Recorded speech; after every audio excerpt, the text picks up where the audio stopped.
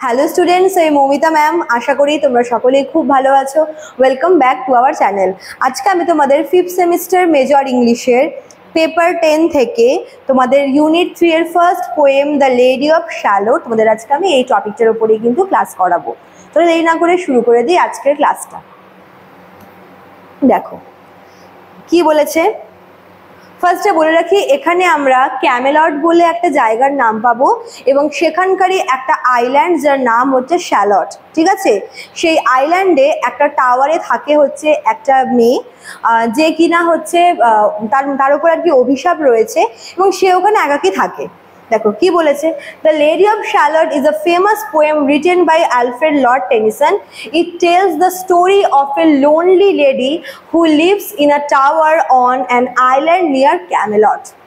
ক্যামেলটের সামনে বা ক্যামেলট থেকে খানিকটা দূরে শ্যালট বলে একটা আইল্যান্ড আছে, সেখানে একটা টাওয়ারে থাকে একজন লোনলি লেডি।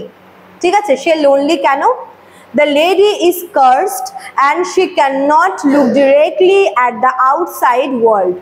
সেই যে মহিলাটি যার কথা বলা হচ্ছে, সে কিন্তু তার উপরে অভিশাপ রয়েছে, কার্স রয়েছে, এবং তার অভিশাপ হচ্ছে এটাই যে সে যেখানে রয়েছে সেখান থেকে সে ডিরেক্টলি বাইরে তাকাতে পারবে না, মানে বাইরের দৃশ্য সে ডিরেক্টলি দেখতে পারবে না থ্রু উইন্ডো অর ডোর।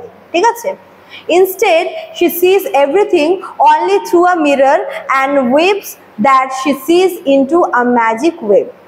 তাই তাকে একটা মিরর দেওয়া হয়েছে, সে সমস্ত কিছু ওই মিররে দেখে এবং সেই মিররে মানে যা যা কিছু সে দেখছে সবটা সে একটা তাঁত তাকে দেওয়া হয়েছে, সেই তাঁতের মাধ্যমে কিন্তু একটা ম্যাজিক্যাল তাঁতের মাধ্যমে সেটা হচ্ছে মানে আর কি বুনে, সবটা কিন্তু সে ওই তাঁতের মাধ্যমে আর কি হাতে বোনে। ঠিক আছে, every day she watches the people passing by and the reflection of the beautiful world outside.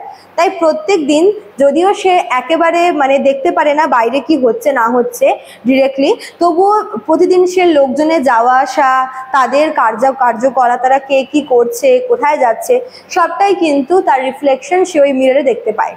ঠিক আছে, she often sees the knights and farmers going toward Camelot. সে দেখে যে শ্যালট থেকে নাইট বলো, ফার্মার বলো, তারা হচ্ছে ক্যামেলটে যাচ্ছে।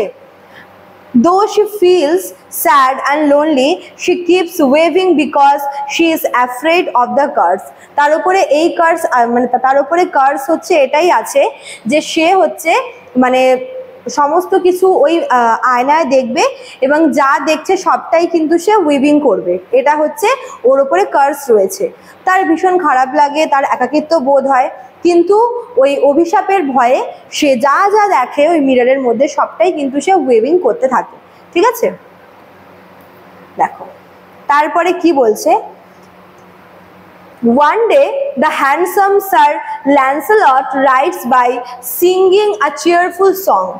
একদিন ওই টাওয়ারের পাশ দিয়ে যাচ্ছিল একজন নাইট, যার নাম হচ্ছে স্যার ল্যান্সেলট। সে ভীষণ হ্যান্ডসাম এবং সে একটা সুন্দর গান করতে করতে যাচ্ছিল। When the lady sees him in her mirror, she feels a strong desire to look at him directly. তো এদিকে ওই ঘরের ভেতরে বন্দি থাকা ওই মেয়েটি যখন ওই স্যার ল্যান্সেলটের যে রিফ্লেকশন যখন সে ওই মিররটার মধ্যে দেখলো, তার ভীষণ ইচ্ছা হলো যে সে একবার সেই পুরুষটিকে সামনাসামনি দেখবে এবং নিজের চোখে দেখবে, সামনে থেকে দেখবে, ডিরেক্টলি দেখবে। Forgetting the curse, she turns and looks out of the window toward Camelot.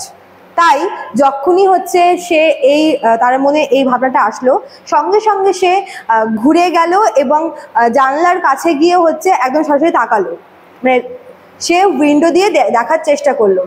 Immediately the mirror cracked and she knows the curse has come upon her.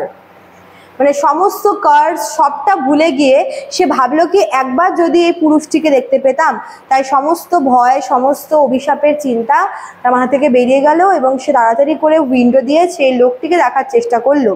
দেখা মাত্রই কিন্তু তার উপর সেই অভিশাপটা পড়লো এবং সেই যে মিরর সেটা ক্র্যাক হয়ে গেল এবং সে বুঝলো যে তার উপরে কিন্তু অভিশাপটা চলে এসছে। The lady of Shalott leaves her tower, finds a boat and writes her name on it. তো এটা দেখে মানে সবটা বুঝতে পেরে সে কি করলো, সে হচ্ছে সেই টাওয়ার ছেড়ে বেরিয়ে গেল, একটা বোটের মানে সে একটা বোট খুঁজে পেল এবং সেখানে তার নামটা আর কি লিখলো। Then she lies down inside the boat and floats down the river toward Camelot. তাই সে কি করলো, নিজের নামটা ওই বোটের মধ্যে লিখে সে বোটের মধ্যে শুয়ে পড়লো, ঠিক আছে, এবং বোটটা ভাসতে ভাসতে যাচ্ছিল কোথায়, ক্যামেলটের দিকে। As she floats, she sings a sad song until she dies before reaching the city. তো ওর ওপর এটা অভিশাপ ছিল যে ও মানে অভিশাপটা হচ্ছে এরকম যে যেদিন ও হচ্ছে ওই মানে মিররটা বাদ দিয়ে যখন সে ডিরেক্টলি তাকাবে বাইরের দিকে তখন সে মরে যাবে, ঠিক আছে। তো সে ওইটুকু যে সময়টা সে হাতে পেয়েছে, সে ওই সময়টায় নিজের নামটা, যার নাম কেউ জানে না, সে তার নিজেরকে আর কি লেডি অফ শ্যালট বলেই পরিচয় দিয়েছে। তো হচ্ছে লেডি অফ শ্যালট লিখে সে বোটের মধ্যে শুয়ে পড়েছে এবং যতক্ষণ না তার মৃত্যু হয় সে একটা স্যাড সং গাইছিল। When the people of Camelot sees her body, they are shocked by her beauty. যখন সেই বোটটা ভাসতে ভাসতে ক্যামেলটে গিয়ে পৌঁছলো এবং সবাই যখন বোটের মধ্যে ওই লেডিটাকে দেখলো, তার সৌন্দর্য দেখে প্রত্যেকটা মানুষ ভীষণ শকিং একটা ব্যাপার ছিল প্রত্যেকের কাছে। Sir Lancelot prays that God will have mercy on her soul.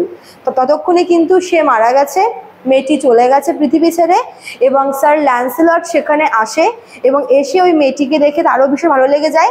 কিন্তু যেহেতু তখন মেয়েটি মারা গেছে অলরেডি, সে শুধুমাত্র গডের কাছে মেয়েটির যাতে আত্মা শান্তি পায় তার জন্য প্রে করে।